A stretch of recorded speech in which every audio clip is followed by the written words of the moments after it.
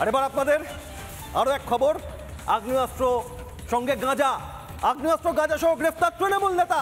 উত্তর 24 পরগনা স্বরূপনগরে পশ্চিম পলতা এলাকায় তৃণমূল নেতা গাঁজা সহ গ্রেফতার, আগ্নেয়াস্ত্র সহ গ্রেফতার। তার কাছ থেকে উদ্ধার হয়েছে 30 কিলো গাঁজা,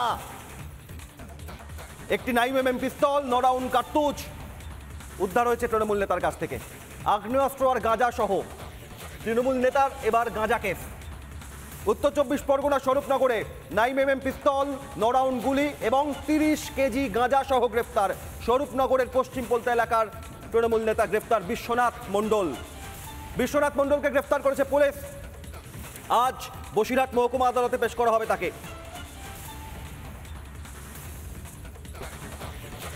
উন্নয়ন নিয়ে রাজনীতি, অনুন্নয়ন নিয়ে রাজনীতি, মৃত্যু নিয়ে রাজনীতি, নানা অভিযোগ ওঠে।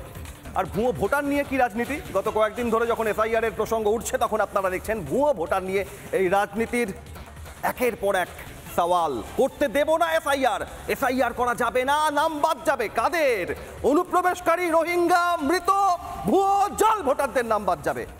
আর তা নিয়ে রাজনৈতিক মহল সরব হয়েছেন যারা এর বিরোধিতা করছেন।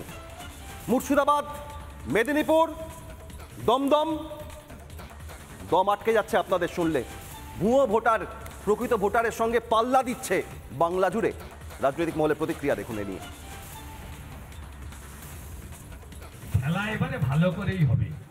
বিহারে যেমন হচ্ছে দেখছেন না, ভোটার তালিকায় খেলা হবে, যত মৃত নাম আছে বাদ যাবে, ছাপ্পা মেরে হবে না, হইব না। আমি আপনাকে বলছি কাদের নাম বাদ যাবে? মৃত ভোটারের নাম থাকবে না, ডবল এন্ট্রি থাকবে না, অস্তিত্বহীন থাকবে না। বাংলাদেশের মুসলমান আর রোহিঙ্গা, বাংলাদেশের মুসলমান, রোহিঙ্গা। বিহারে 65 লাখ, এখানে তো ডবল হবেই। অপেক্ষা করুন, যে কায়দায় মমতা ব্যানার্জি ভোট করেন, কোন কায়দাতে এবারে আমাদের বিশ্বাস ইলেকশন কমিশন আপনাকে ভোট করতে দেবে না। গণতান্ত্রিক পরিবেশে ভোট হবে।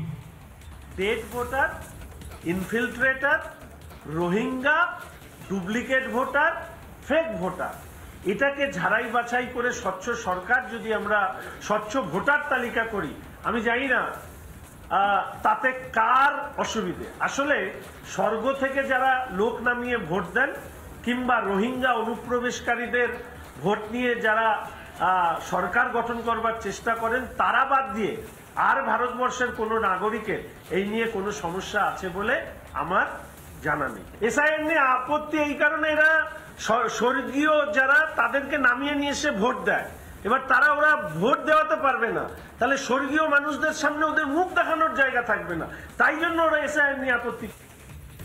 নানা ধরনের কন্টেন্ট দেখার জন্য লাইক করুন, শেয়ার করুন আমাদের ফেসবুক পেজ, সাবস্ক্রাইব করুন আমাদের ইউটিউব চ্যানেল। পাশাপাশি অন্যান্য ব্রেকিং নিউজের জন্য অবশ্যই চোখ রাখুন রিপাবলিক বাংলায়।